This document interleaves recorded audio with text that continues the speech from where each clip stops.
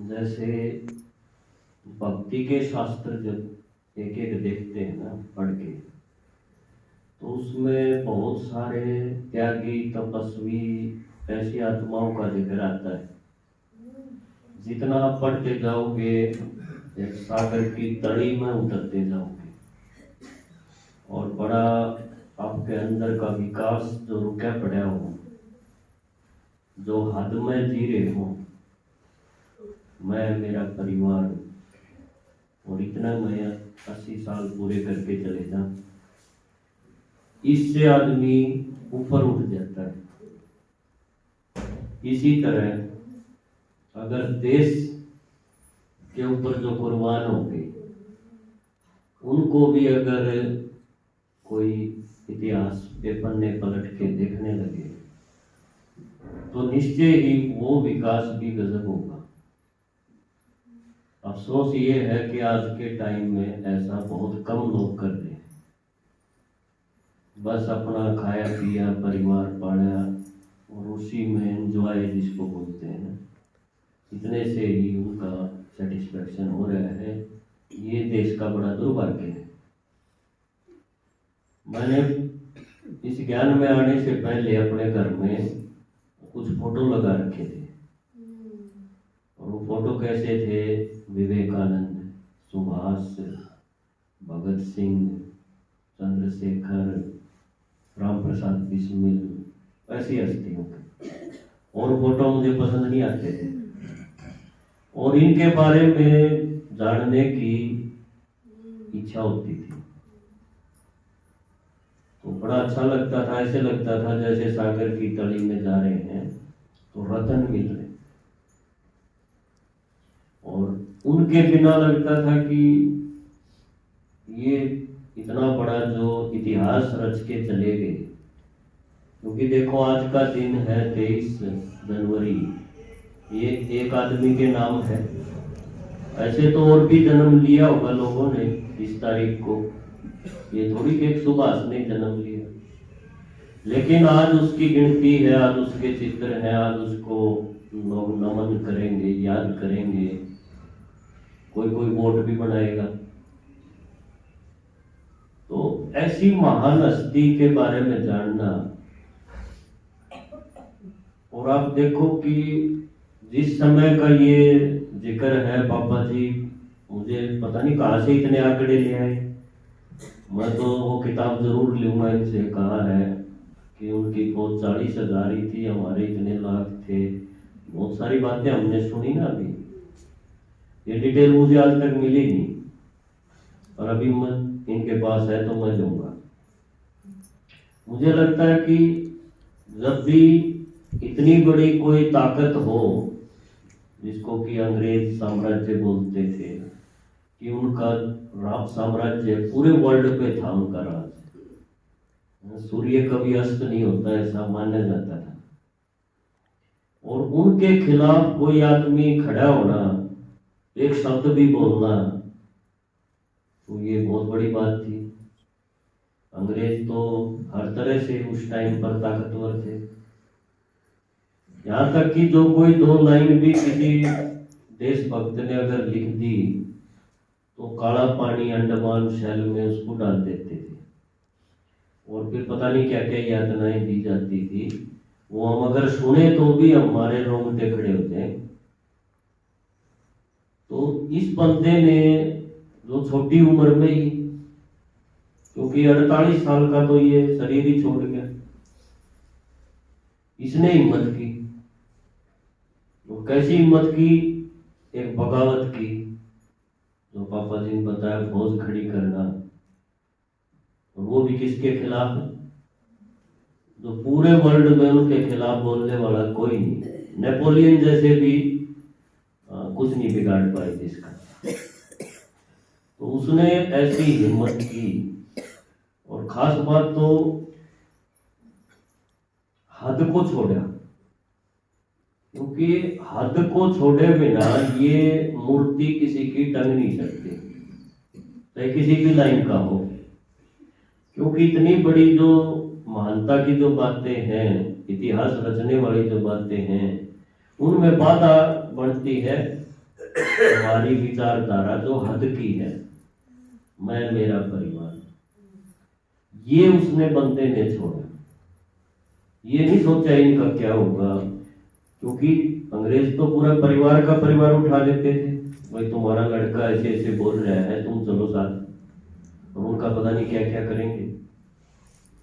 लेकिन ये बड़ी हिम्मत का कदम पहला उन्होंने उठाया और ऐसी खिलाफत की कि अंग्रेजों के भी, उनको बाद में भी ऐसा लगा कि ये तो जबरदस्त आदमी है, ये काबूगा नहीं।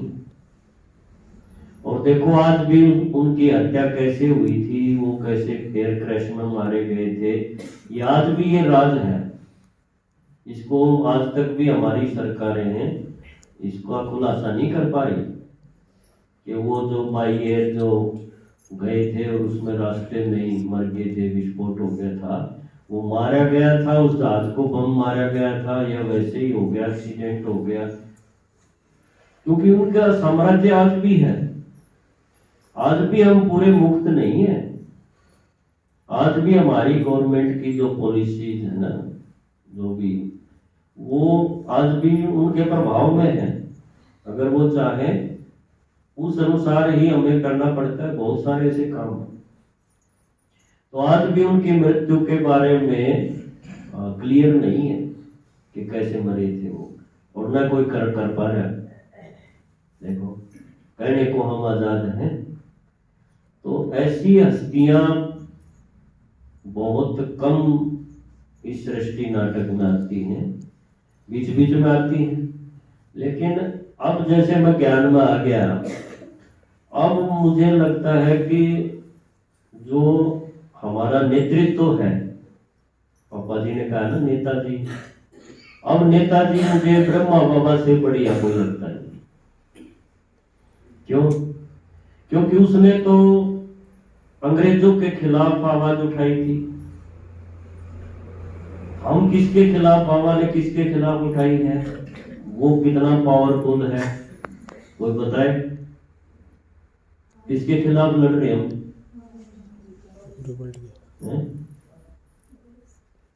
बारिश, रावण। रावण अंग्रेजों से ज्यादा पावरफुल है ना, क्या कम है? क्योंकि वो दिखता भी नहीं। उस टाइम भी बड़ी दिक्कत ये थी क्रांतिकारियों के आगे कि जो आम आदमी था वो हद को नहीं छोड़ रहा था। उसको लगता था मेरी तो जिंदगी ठीक चल रही है, मैं तो अपना कमा के खा रहा हूँ, मुझे क्या, अंग्रेज बैठे चाहे भारत वाले राज करें, मेरी क्या दिक्कत है? मैं तो अपनी दुकान है, एक रेडी है, मेरा तो ये खेती है, बोऊंगा तो काटूंगा बस। मतलब ये आके फालतू भाषण दे रहे हैं, ये करो ये करो। क्यों भाई? बड़ा मुश्किल था कुंभकर्ण को जगाना उस टाइम भी। उसमें भी गद्दार भी थे, जयचंद भी थे। आज भी कितना मुश्किल है। उस टाइम तो सामने दिखाने के लिए था, भाई ये देखो ये अंग्रेज हैं, ये ऐसे बोल रहे हैं, हमारे साथ ये हो रहा है, तो इसको भगाना चाहिए, कोई दिखाने के लिए था। आज का सिस्टम आप देखो, बाबा ने जो हमारे सामने जो दुश्मन बैठाया है, वो क्या दिखाई दे रहा है? रावण दिखाई दे रहा है, लेकिन है। और दुनिया तो मानती है ये चीजें कभी खत्म हुई नहीं है, तो हमेशा चलती आई है। जिसको तुम रावण बोल रहे हो, ये तो नेचुरल है, वो तो ऐसा बोलते हैं। तो उनको जगाना और इस लेवल तक जगाना कि उनको ऐसा जबरदस्त दुश्मन लगे कि इसको मारे बिना तो मैं मरूंगा नहीं, ऐसा संकल्प ले। तो ब्रह्मा बाबा ने और शिव बाबा ने अभी हमें उस दुश्मन के खिलाफ खड़ा कर दिया। और इसमें देखो हमें कितना स्पष्ट नजर आ रहा है जीवन का लक्ष्य, कि अगर यहाँ से जाना है, इस शरीर को बाय करना है, तो उससे पहले रावण मार के जाऊंगा, और मेरे काम जो है ना वो रुक जाए, कोई दिक्कत नहीं, वो इतने इंपॉर्टेंट नहीं। लेकिन ये नहीं रहना चाहिए, ऐसा है ना हम सबका, बोलो सभी। तो मुझे तो नेता गजब के नेता लगे ब्रह्मा बाबा। इन्होंने हद को छोड़ा और बेद में, इतना बेद में घुस गए, बेद की भी बहुत ऊंचा आसमान है ये भी, हद भी बहुत गहराई का है। जैसे पापा जी बोलते मैं मेरी को सेक्टर में मकान बना लिया आपने, लो कुछ भी होता रहे देश में समाज में, मेरे क्या, मेरी तो तनख्वाह है, पेंशन भी है, सारी चीज है, मैं क्यों टेंशन लूं। ये हद है, इसमें भी हो सकता और हद हो नीचे, लेकिन बेहद भी जबरदस्त है। आप कितने भी ऊंची जो है उड़ान भर सकते हो।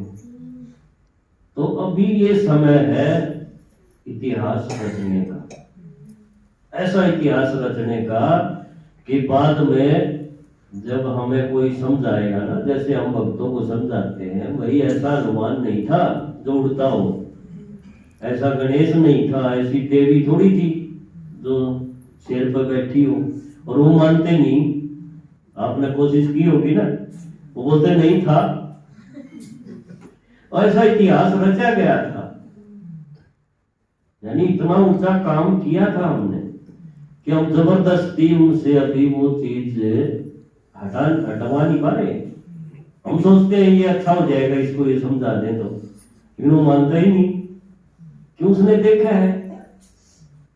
तो इतना बड़ा काम अभी बाबा कर रहा है, और हम इस वर्ल्ड ड्रामा में जबरदस्त पार्टदारी हैं, हीरो पार्टदारी, इसमें कोई कसर नहीं।